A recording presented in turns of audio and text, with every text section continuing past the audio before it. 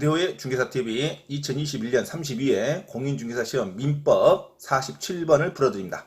자, 47번 법률행위 취소에 관한 설명을 틀린 거. 이제 취소에 관련된 문제는 매년 나오죠. 자, 크게 법률행위는 무효인 개념이 있고, 그 다음에 유효인 개념이 있고, 그 가운데가 취소 사유가 있습니다. 자, 무효인 개념은, 무효는, 자, 다시 두 개로 나눠지죠. 절대적 무효와 상대적 무효로. 절대적 무효는 불공정 법률행위, 반사회적 법률행위, 적극 가담에 의한 이중매매, 그 다음에 상대적 무효는 통정 허위 표시, 그 다음에 지인이 아닌 의사 표시가 상대적 무효의 개념으로 들어갑니다. 자, 그러면 취소 사유는 뭡니까? 자, 취소 사유는 반드시 계약 내용에 서로 의사 표시의 내용에 단독행위가 됐건 계약이 됐건 의사 표시의 내용에 착오, 사기, 강박이 들어있을 때는 이것은 취소 사유라 그럽니다. 그러니까 취소 사유는 세 가지가 반드시 외워줘야 돼요.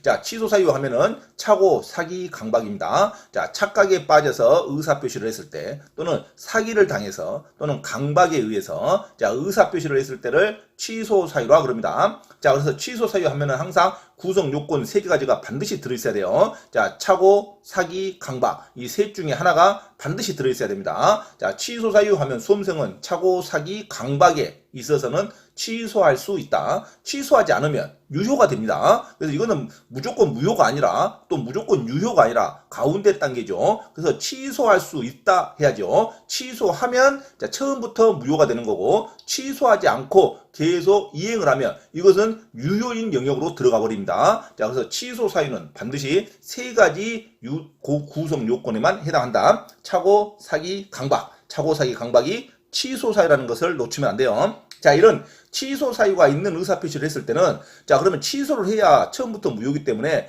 취소를 안 하면 유효가 됩니다. 그래서 기간을 반드시 정해줍니다. 취소할 수 있는 기간을. 그러 않으면 계약이 항상 불안정하겠죠. 그래서 계약 관계를 명확하게 빨리 구별하기 위해서 국가가 법 제도로 반드시 취소 기간을 정했습니다. 이것을 제척 기간이라고 합니다. 당사자의 의사 표시에 당사자의 주장에 관계없이 법원이 국가가 반드시 기산점으로부터 계산을 해서 너무 늦게 취소권을 행사하면 취소를 받아주지 않습니다. 이것을 제척기간이라 그런다. 자, 제척기간은 자, 중단과 정지 제도도 없어요. 그 기간이 지나면 무조건 행사할 수 없는 게 제척기간입니다.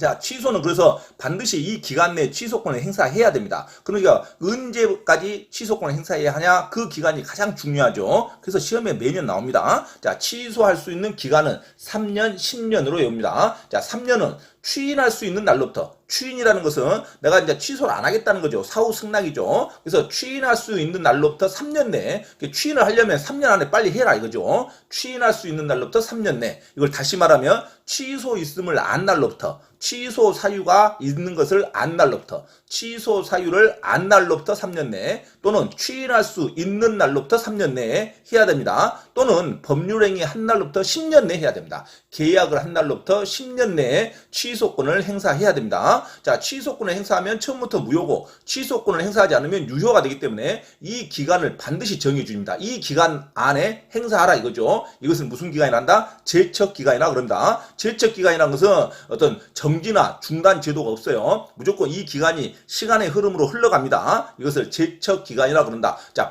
당사자가 주장하지 않아도 국가가 직권으로 조사합니다. 자, 이런 것을 제척기간. 자, 취소권을 행사하면 처음부터 무효인데 언제까지 행사해야 된다? 추인할 수 있는 날로부터 3년 내. 반드시 외워줘야 되죠. 자, 추인할 수 있는 날부터 3년 내, 계약한 날로부터 또는 법률행위 한 날부터 10년 내에 3년, 10년을 반드시 외우셔야 됩니다. 추인할 수 있는 날로부터 3년. 말이 바꾸면 안 돼요. 계약한 날로부터 3년이라 하면 안 돼요. 법률행위 한 날부터 3년 하면 안 돼요. 추인할 수 있는 날부터 3년 내, 또는 취소 있음을 안 날로부터 3년 내, 그 다음에 법률행위 한 날로부터 10년 내. 둘 중에 하나가 반드시 기간 안에 행사해야 됩니다. 둘 중에 하나가 기간이 지나버리면 취소권을 행사할 수 없다. 자, 3년 또는 10년. 자, 추인할 수 있는 날로부터 3년 내, 또는 취소 있음을 안 날로부터 3년 내. 자, 법률행위 한 날로부터 10년 내. 반드시 취소권을 행사해야 됩니다. 맞는 문장이죠. 자, 2번. 취소할 수 있는 법률행위에 관하여 법정 추인이 되려면, 이 법정 추인이 아주 중요하죠. 법정 추인은 자, 개인이 당사자가 추인하는 것을 일반적인 추인이라고 합니다. 일반적인 추인은 주관적인 요건이에요. 자기가 취소권이 있다는 것을 인식하고 추인을 해야 되죠. 아, 나 취소할 수 있는데 나 추인할란다. 이렇게 해야 됩니다. 자, 취소권이 있음을 인식하는 게 일반적인 추인이고, 법정 추인은 자, 취소권의 존재를 인식할 필요가 없습니다. 법정 추인은 말 그대로 객관적 사실로서 인정이 되는 걸 말해요. 어떤 행위하는 사실로부터 추인한 걸로 그냥 법으로 인정해버리는 것을 말합니다. 그래서 모든 경우가 법정 추인이 되는 게 아니라, 자, 법으로 인정하는 열거되는 사항에 해당될 때만 객관적 사실로 인정이 돼요. 압류라든가 가압류라든가 청구를 했다든가 또는 근저당권 법적인 계약을 했다든가 다시 갱신을 했다든가, 자, 이런 법적인 요건에 하에서 객관적인 사실로서 법정 추인이 되는 것입니다. 반드시 법정 추인은 주관적인 요건, 취소권의 존재를 인식할 필요는 없다. 자, 일반적인 추인은 취소권의 존재를 인식하고 추인을 해야 되죠. 그래서 일반적인 추인, 법이라는 말이 없이 그냥 추인한 단어가 나오면 당연히 취소권자가 취소권의 존재를 인식해야 되지만, 법정 추인이라는 단어가 나오면 법정 추인은 객관적인 사실로서 바로 법에 의해서 추인으로 인정되는 겁니다. 주관적인 인식은 필요하지 않는다로 가야 되죠. 그래서 2번이 정답입니다. 자, 취소할 수 있는 법률행위에 관해서 법정 추인이 나왔답니다. 법정 추인이 되려면 취소권자가 취소권의 존재를 인식해야 한다. 이게 틀렸어요. 아주 어려운 문장이죠. 자, 취소권의 존재를 인식하는 것은 일반적인 추인은 가능해요. 주관적인 요건이 있어야 되죠. 자, 취소권의 존재를 인식하고 그다음에 추인할 수 있는, 자, 취소권의 사유가 종료되고 나서 추인을 해야 일반적인 추인이 되지만, 취소권의 존재를 인식해야 되지만, 법정 추인만큼은 객관적인 사실로서 어떤 요건에 해당하면 바로 법으로 추인이 인정되는 겁니다. 그래서 법이란 단어가 나오면 객관적인 사실로서 추인이 인정되는 것이지, 주관적으로 취소권의 존재를 인식할 필요는 없다로 가야 됩니다. 자, 법정 추인하면 항상 뭐서? 객관적 사실로서 인정되는 거죠.